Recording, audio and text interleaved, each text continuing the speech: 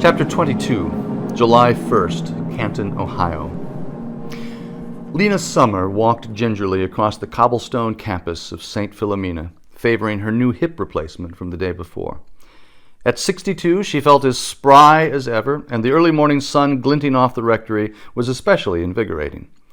A small bevy of mourning doves, a piteousness of them, as Father Sedgwick was fond of saying, cooed softly from the opposite side of the courtyard.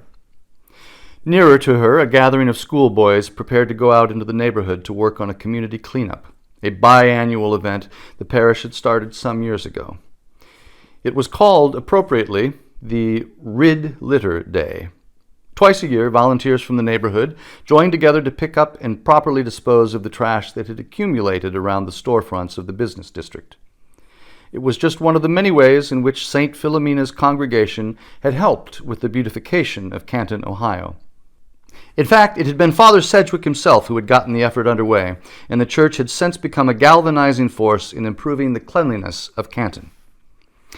Lena's admiration of Father Martin Sedgwick was shared by nearly everyone who met him. He was a paragon of virtue. Having served the church for almost 4 decades, 3 of those at St. Philomena, he had recently announced that it was perhaps time for him to hang up the cassock. But, he'd added, that didn't mean he would be slowing down.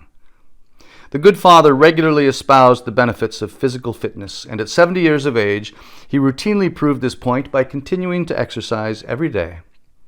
As was his custom, he would be out on his morning run, Lena thought. Subconsciously, her hand went to her new hip. She slowed her pace as she rounded the corner of the rectory. It was a quaint old building on the north end of campus, designed in the prairie style and constructed out of red brick. It was, according to Father Sedgwick, one of the oldest buildings still standing in Canton, and was listed with the National Register of Historic Places. He took great pride in the care and upkeep of it. But it was a big house, and a lot to do for just one person, which was why he'd asked Lena, a longtime parishioner of St. Philomena, if she would be interested in working part-time as his housekeeper. Nothing too strenuous, just come round once a week to attend to those parts of the house he rarely occupied. "Cleanliness is next to godliness," he'd said to her at the time, "but godliness is sometimes next to loneliness." He'd blushed as he said it, and Lena had blushed too. And then she'd happily accepted the position. Her hand went to the solid brass knob of the rectory's front door. She turned it, gently throwing her weight against it, careful to use her good hip, as the old door sometimes stuck and needed a little encouragement to open.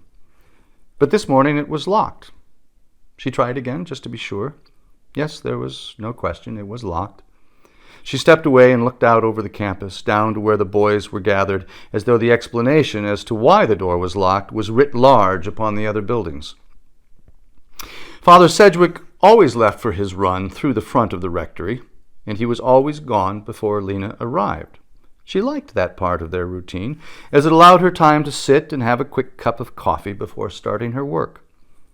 The good father always made enough for both of them, and absolutely insisted that she help herself. On a few occasions, when the weather had been poor, preventing his run, he joined her in the rectory's little kitchen, and the two had sat there with their coffees, nary a word spoken. Privately, she'd treasured those moments.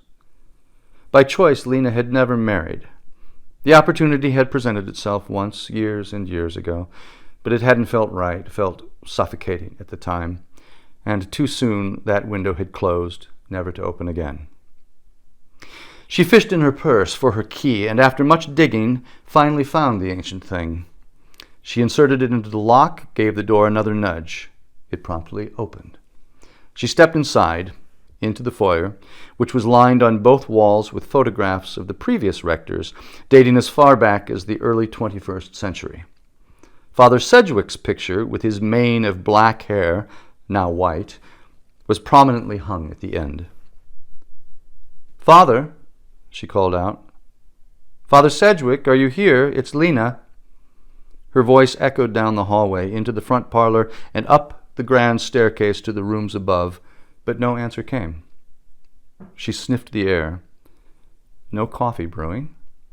She set down her things and headed to the rear of the house, to the kitchen. Perhaps he'd overslept. Perhaps, for whatever reason, he'd left through the back door, choosing to go for his run through a different part of the neighborhood.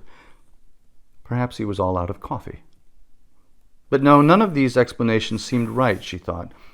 She opened a cupboard and spied a full bag of whole bean coffee.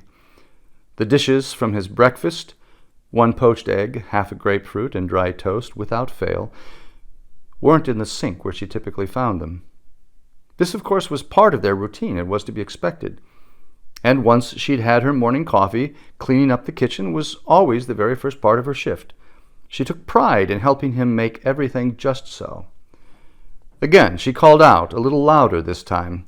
"Hello, Father Sedgwick. Are you here?"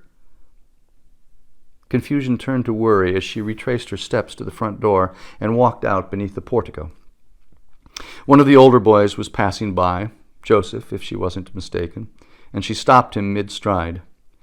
"Joseph, by any chance did you see Father Sedgwick leave the rectory this morning?" He looked at her with a vacant expression, shook his head, and hurried on. Lena stepped back inside, where her gaze fell upon another series of framed photographs, these leading the way up the staircase, the class photos of all the St. Philomena boys from the past 30 years. She had dusted them many times, but it occurred to her in this moment that she had rarely taken the time to really look at them. "Father, it's Lena," she shouted up the stairway. "Are you here? Are you all right?" One hand on her new hip, the other on the banister, she began to climb the stairs. The old wood creaked under her weight. "Father, I'm coming upstairs to check on you. I want to make sure you're all right." At the first landing, she paused to catch her breath. Her hip was giving her little discomfort, none, in fact, but to her surprise, her heart was racing. "Oh, you're overreacting, Lena," she silently reassured herself. "Everything is fine. He simply overslept. Don't be a silly girl. Go on and check." A class photo from 10 years ago was level with her right shoulder, handsomely displayed above the staircase's cherrywood wainscoting. She leaned in and examined it. What fine boys, she thought. So bright and so loving, God's little shepherds. Their ruddy, cherub-like faces all held smiles, foretelling lives rich with opportunity. But as her eyes tracked down to the bottom row, she realized that not all of the faces were smiling. One boy, Timothy Sales, stared out at the camera with the most pitiful of expressions. The piteousness of doves. How had she never noticed that before? Goodness, but the poor child did look sad. She continued up the grand staircase, her fright temporarily displaced by a kind of melancholy. Reaching the top, she turned right and started down the hallway toward Father Sedgwick's bedchamber. A large stained glass window at the end lit the passageway with a prism of morning color. Under different circumstances, Lena might have stopped to admire it, but not today. The bedroom door was closed, which she took as a good sign. It was obvious he had overslept. But now Lena felt strangely embarrassed, almost like she was trespassing, invading the man's privacy. Nonsense. Don't be a silly girl.